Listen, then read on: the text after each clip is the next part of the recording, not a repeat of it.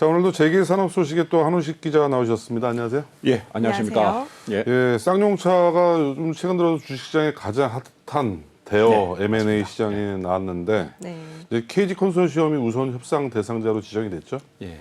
뭐 이런 과정에서 뭐 입찰 담합이니 뭐 파빌리온과의 뭐 그런 얘기들이 많이 나오고 예, 있는데 차근차근 말씀드리겠습니다. 어제 자로 KG하고 상용차하고 투자 계약서를 체결했습니다. 네. 오늘 아침에 그 주식 시장을 잠깐 보자면 코스피가 50포인트 이상 폭락했는데 네. 네. KG 그룹 내에 5개 상장사가 있습니다. 네. 거의 뭐 급등세를 좀 보이고 있습니다. 네. 예.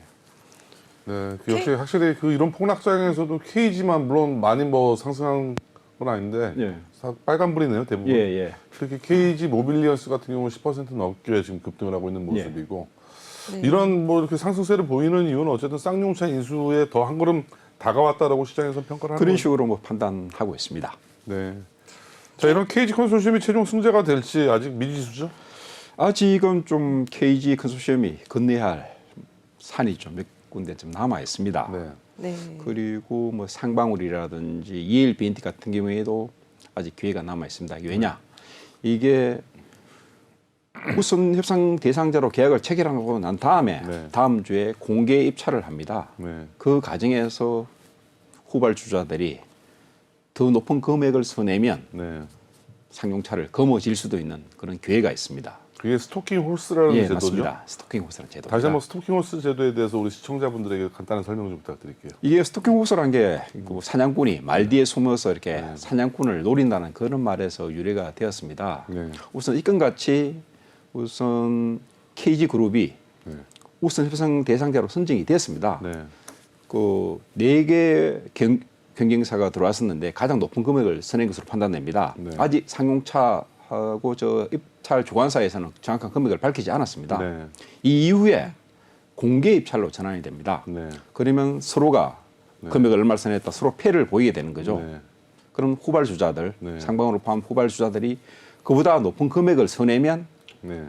다시 기회가 한번 살아나는 거죠. 네. 만약 이 경우 KG가 다른 후발주자들이 선행 금액을 억셉트하면 네. 다시 우선권은 KG 쪽으로 합니다. 네. 근데 만약 KG가 그 금액을 받아들이지 못하면 네. 그 후발주자, 뭐 상방울이라든지 ELBNT 쪽으로 다시 그 쪽으로 가게 됩니다. 일단 우선 협상권은 KG가 갖고 있지만 일종의 비딩이 되는 방식이네요. 일종의 비딩이죠. 네. 예.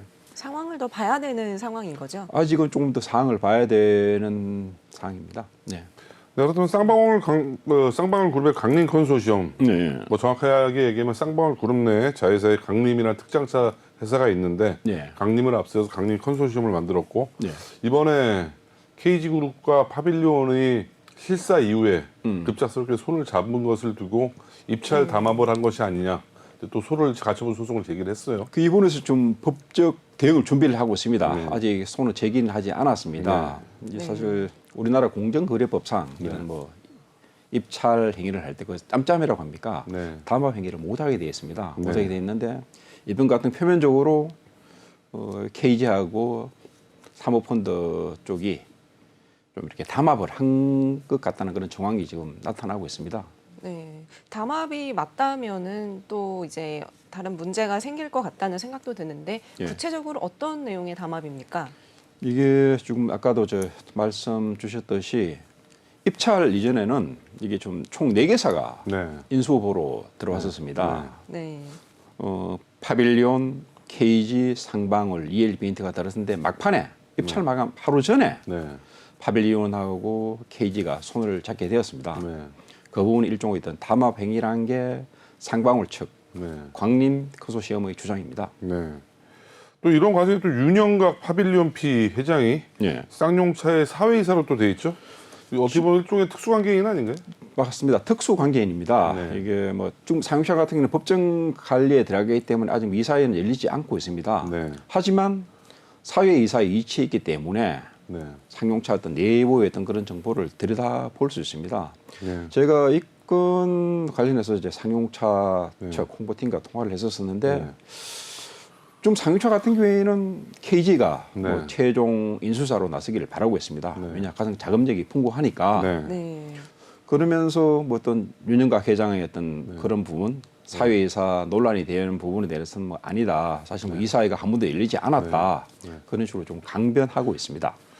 자, 그렇다면 뭐 이런 상황에서 다시 한번 쉽게 정리를 하면 파빌리온의 윤영각 회장은 쌍용차의 사회이사이기 때문에 내부 관계자고 예, 예. 입찰 결정을 하루 전날 예, 예. KG와 파빌리온이 손을 잡았다. 예. 그럼 상당히 그 담합 모욕이 짙어질 수밖에 없는 상황 같은데. 좀 담합 의혹이 뭐 객관적으로 봤었을 때 뭐 사실 뭐 아니땐 꼰두게 연기가 날 수 없지 않습니까? 네. 그런 네. 의혹이 좀 불거지고 있습니다. 네. 근데 향후 뭐 지금 이쪽 상방울 측에서는 법적 대응을 준비를 하고 있습니다. 그 뭐 그런 과정에서 좀 시간이 걸릴 것 같고 네. 향후 어떤 법원의 판단은 뭐 어떤 식으로 나올지는 아직 뭐 판단하기가 네. 조금 그러한 상황입니다. 근데 사실 공정거래위원회 같은 경우에는 기업들이 그런 담합 행위를 엄격히 다루고 있습니다. 네. 뭐 사안이 조금 큰 것이라면 네. 형사 고발까지 지금 하고 있습니다. 네. 우리나라 건설사도 보면 담합 행위가 굉장히 많지 않습니까?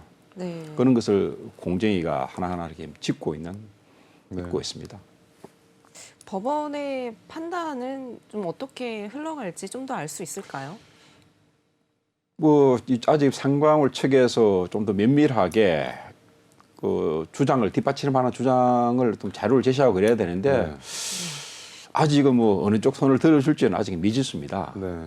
이게 그 어쨌든 쌍용차 모든 딜 종료가 10월 중순까지는 돼야 되는데. 이게 만약 이 뭐 법원의 판단에 대한데 그런 게 길어지면 네. 이게 좀 10월을 넘어갈 가능성도 많습니다. 거래소에 상장돼 있는 상장 폐지 기한도 10월까지로 예, 연기된 걸로 알고 맞습니다. 있거든요. 예. 상당히 이제 뭐 그야말로 초읽기에 들어갔는데 예. 이런 담합 의혹이 만약 가처분 판결이 나왔을 경우 예. 상당히 또 복잡해지겠는데요, 그러면? 그럼 딜 자체가 깨질 수도 있는 거죠. 네. 좀 KG하고 상방울하고 조건부 인수계약을 체결했는데 이 딜 자체가 무효가 될 수도 있습니다. 네. 지금 상방울 측에서는 이걸 지금 네. 적극적으로 좀 노리고 있는 거죠. 강릉 컨소시엄이 이외에 또 다른 또 카드들이 또 있다면서요?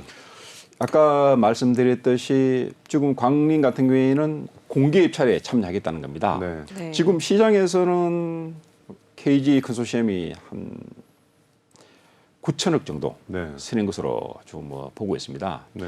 내부 유보 자금 3,500억이나다가 네.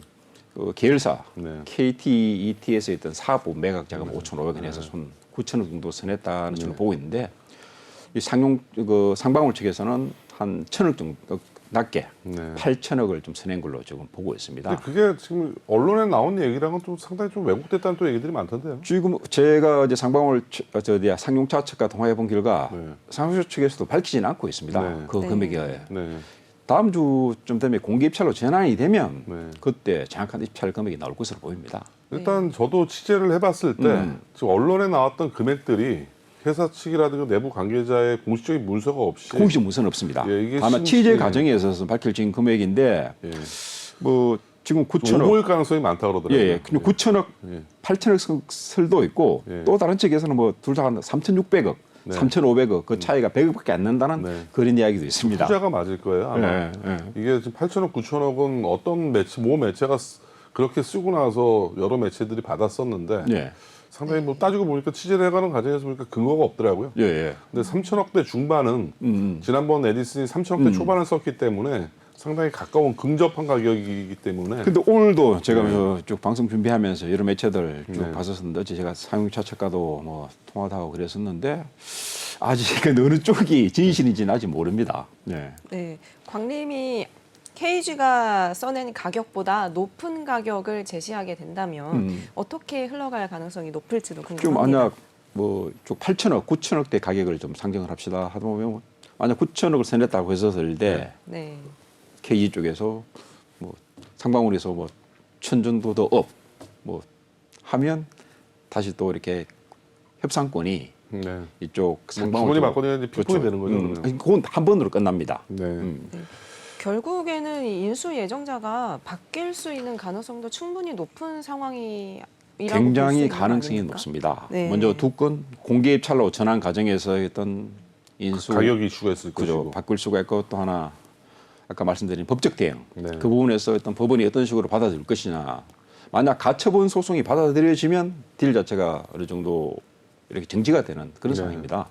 소환 소송이 나올 때까지 네. 어차피 공정위라든가 또 공정위 또 행정심판을 걸 수도 있는 건가요? 이게 어떻게 보면? 요건은 공정위 쪽에서 직접 직권 조사를 해야 할 수 있는데 아직 공정위 측에서는 그런 움직임을 보이지 않고 있습니다.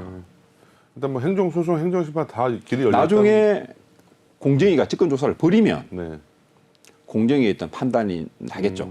그 공정위 판단을 받아들이지 못하면 행정심판, 네. 네. 또 행정심판을 받아들이지 못하면 법원에 네. 그때는 서울고등법원입니다. 네. 2심에 소를 제기할 수 있습니다. 또 어제였죠. 지난번 첫 번째 그 딜의 우선 협상권을 땄던 예. 에디슨 모터스가 불복을 하고 예. 가처분 신청을 냈는데 기각이 됐죠. 사실 에디슨 측에서 재매계약을 막아달라 네. 네. 그런 항변으로 가처분 소송 2건 네. 그리고 대법원에 특별항고 1건을 냈었는데 특별한 건 아직 결과가 안 나왔죠. 아니 다 기각됐습니다. 둘 다 기각됐네? 세 건 다 기각됐습니다. 세 건 다 모두 네. 어제 다 기각됐네. 예, 어제 다 기각됐습니다. 뭐 그래서 에디슨 모터스 입장에서 완전히 다 종료가 된 거네요. 사실 뭐 한가닥 그래도 기대는 그렇죠. 네. 에디슨 모터스 강영근 회장이 마지막 기대했는데 네. 전부 다 뭐 법원에서 이렇게 에디슨 모터스 측의 손을 들어주지 않았습니다. 네. 이 건 관련해서도 제가 어제 에디슨 모터스 강영근 회장하고 통화를 좀 시도해 보려고 했는데 네. 아예 뭐 결본으로 나오더라고요. 아예 비서 쪽도 전화를 아예 안 받고 좀 뭐 누구도 전화를 받고 싶지 않았을 거예요. 네, 상황. 네, 사실 이 쌍용차 부분은 예. 해결해야 할 문제가 많은 걸로 알고 있거든요. 예. 자금 문제도 있고 뭐 노조 문제도 있고 예. 어느 쪽이 쌍용차를 인수를 하게 되더라도 넘어가야 될 사안이 굉장히 많고 예. 정상화까지 가려면 시간이 꽤 걸릴 것으로 보입니다. 그렇지 않습니까? 예, 그 지난해인가요? 모 회계법인에서 상용사의 청산 가치를 한 9천억 정도 그리고 존속 가치를 한 6천억 정도로 봤습니다. 청산하는 게 낫다는 거죠. 네. 지금 네. 어느 누구가 이게 상용차를 인수하더라도 소요돼야 할 자금이 한 최소 1조 내지 1조 5천억이 들어갑니다. 네. 그 소요 자금을 어떤 식으로 마련할 것이며 그리고 노조 문제입니다. 이게 상용차 같은 경우에는 굉장히 강성 노조로 유명합니다. 네. 지난 뭐 십몇 년 동안 뭐 상용차 노조원들 수십 명이 또 뭐 이렇게 목숨을 잃었고 네. 그리고 또 어느 누가 인수하더라도 좀 상용차 같은 경우는 내연 기관차인데 이 내연 기관을 전기차로 바꿔야 됩니다. 네. 그 과정에서 구조조정을 해야 되는 그런 상황입니다. 네. 그런데 지금 당장 뭐 상용차 노조 같은 경우에는 고용을 그대로 승계해 달라고 하는데 이 부분에서 인수자와 네. 노조와의 어떤 극한 마찰이 좀 예견되는 상황입니다. 네. 그 어제 날짜였었죠. 밤늦게 그 조건부 투자 계약을 성사가 됐다라고 예, 어제. 발표했는데. 날짜였고 네. 오늘 아침에 네. 상용차 측에서 네. 공시를 했었습니다. 다시 한번 말씀드리면 조건부 투자 계약이라는 게 어떤 내용인가요? 이게? 쉽게 얘기해서 제일 금액을 높게 선했죠. 네. 그, 그러니까 금액에 따라서 언제든지 바뀔 수 있다는 조건. 그렇죠. 네. 우선 제일 금액을 높게 선했으니까 아까 뭐 네. 9천억, 8천억 설, 그 3,600억 설, 3,500억 네. 설이 나왔었는데 어쨌든 네. KG 컨소시엄이 가장 금액을 높게 선했습니다. 네. 그래서 KG 쪽으로 우선 낙점이 되었습니다. 네. 낙점이 된 이후에 이게 뭐 다음 주점인가 공개 입찰로 전화할 예정입니다. 네. 이 과정에서 어떤 후발주자들, 네. 뭐 이렇게 상방울이라든지 ELBNT 쪽에 다시 그 비딩에 참여할 수 있습니다. 네. 그렇기 때문에 그 높은 금액을 선내면 다시 기회를 찾게 되는 그런 모습입니다. 근데 제가 그 내부 관계 법원 쪽을 좀 취재하는 과정에서 예. 실제로 가격은 쌍방울이 한 100억 정도 더 높게 썼다 이런 얘기들이 좀 들리거든요.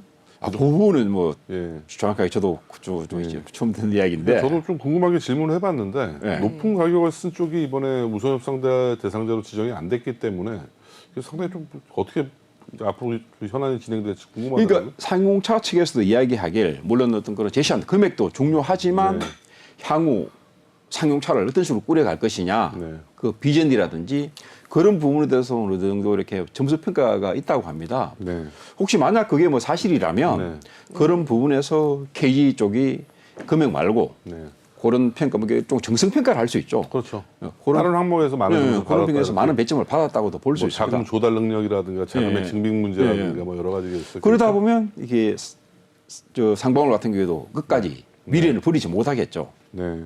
그렇다면 다시 한번 정리해서 질문을 드리면 네. 조건부 투자 계약에서는 단순히 가격 이슈만으로 결정되는 건 또 아니지 않나요? 그러면 또 다른 아까- 정수평가 항목도 아까 말씀드렸듯이 어떤 비전이라든지 네. 앞으로 어떤 식으로 할 것이냐. 네. 그럼 뭐 주권까지 뭐 언론에 나온 걸로는 단순히 어떤 금액이 높았다는 식으로 나오는데 아까 말씀 주셨듯이 그런 측면이 있다면 또 한번 이렇게 좀 이 인수진이 또 요동칠 것으로 좀 판단됩니다. 근데 아직도 뭐 넘어야 될 산들이 큰 두 산이 있네요. 지금 가격 이슈와 담합 문제. 담합 문제 예. 그렇습니다. 뭐 제 주관적인 입장이지만 어쨌든 이런 객관적인 팩트만 봤을 땐 담합의 의혹이 상당히 짙어졌다. 저는 그렇게 좀 판단이 되네. 담합의 의혹이 짙고 지금 뭐 네. 사실 뭐 이게 뭐 나온 게 며칠이 안 돼서 2~3일밖에 안 됐는데 공정위도 이 사항을 좀 지켜보고 있는 걸로 알고 있습니다. 과연 공정위에서 어떤 판단을 내릴지 공정위 같은 경우는 직권 조사를 벌일 수 있습니다. 이 부분에 대해서 네. 직권 조사를 벌여서 이게 뭐 담합 행위라고 판단을 한다면 이게 또 산이 큰 건지 않습니까? 공정위가 형사 고발권을 갖고 있습니다. 전속 고발권. 네. 그 부분을 갖고 검찰에 고발을 할 수도 있습니다.